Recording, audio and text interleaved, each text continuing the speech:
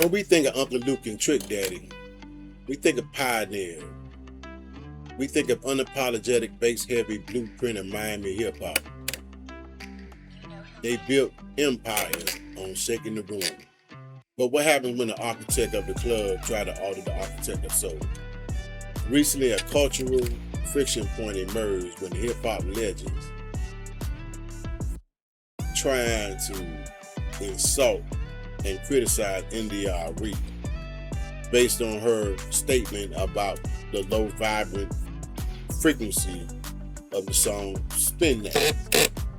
Now, anybody with the intellectual capability of understanding, even though the song is as degrading as any other song that come out the hood, we already know about the vibrant. We already know about the frequency. Now, this was the discerning part of it. This is what Trick Daddy had to say.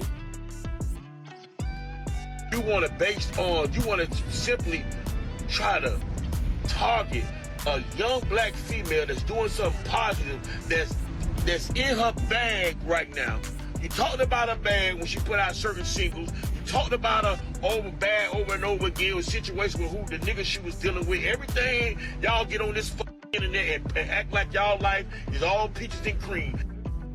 Bad breath, smelling ass. I know you. I know you mad. I know you hold bad and you jealous. You look at that young fine girl on that stage rocking each clubs each and every night, these appearances, these hosts. She dropping her hottest single out there. Young Miami, do that now. His statement alone shows you of everything that he said based on ignorance. He don't even have the intellectual capacity to understand what she's saying. See, their mind frame is still in the streets. See, he's still someone that's grown up, that haven't grown up. You see him right on Love and Hip Hop. He an old ass little kid. You know, he still do his thing. He's very charismatic. You know, he a Miami nigga. I ain't got nothing wrong with it, but the intellectual capacity is kaput. He become a token. You know, he hustle. And I'm pretty sure there was other people behind this corner that put him up on game to show him how to make some money. But at the same time, you sitting here like a real man. We already know we don't get into women's stuff. But you defending something that you can't defend. A lot of people who are saying it's just a song. Well, if that's what you think, enjoy. But what I know is that music has power. But of course, I have used that power to help some people, and I have traveled around this world twice, and I see the impact of what we export out of the Black American experience to the rest of the world. Longer story for another time. Now, whether you like Yung Miami, you know you're a little pervert anyway. You like the little young girls anyway. But at the same time, that's on you.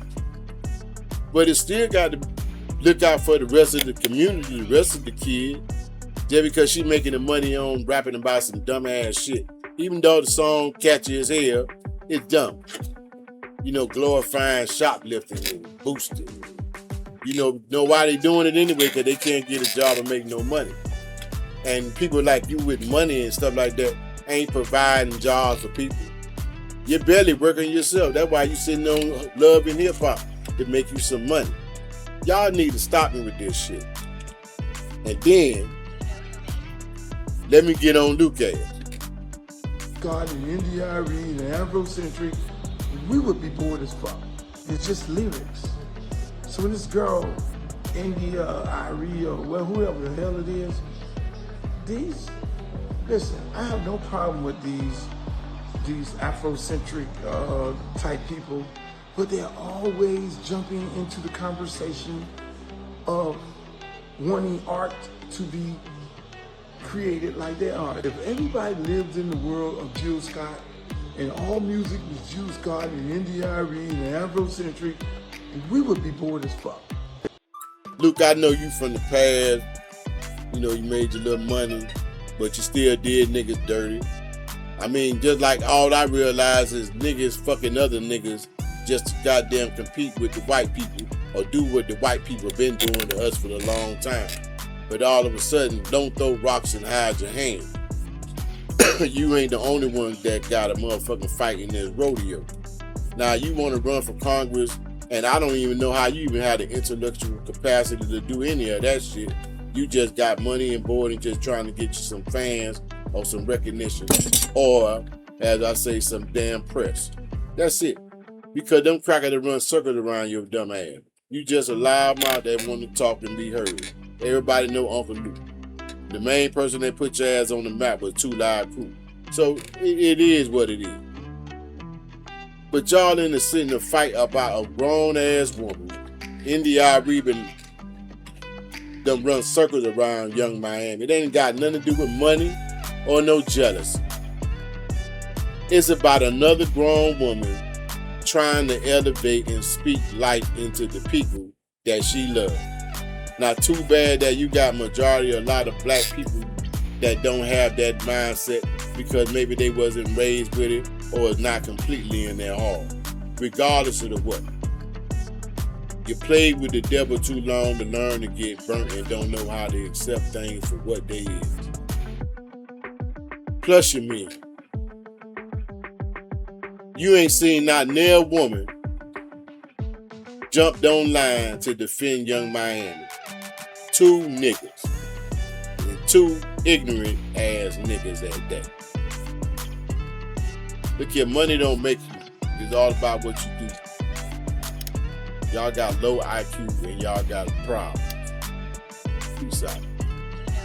The record label executive that I did that album under is the one and only I did with this executive. Was honored the other day at the BET Awards. I don't need to say her name. You can go find her name. You know who she is if you watch the BET Awards.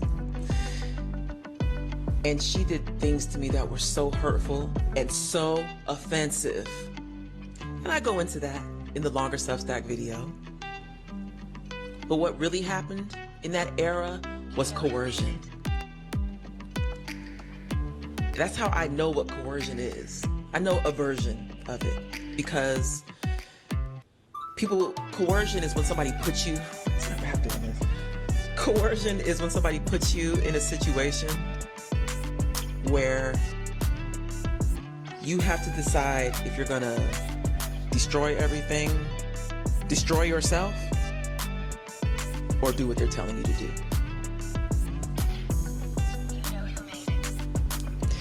And I signed to Motown under a different record label executive. So when they kicked him out, I had to stay with her. And so all the things that me and this other record label executive had planned, I had to recalibrate. And that she coerced me into things. And there's a much longer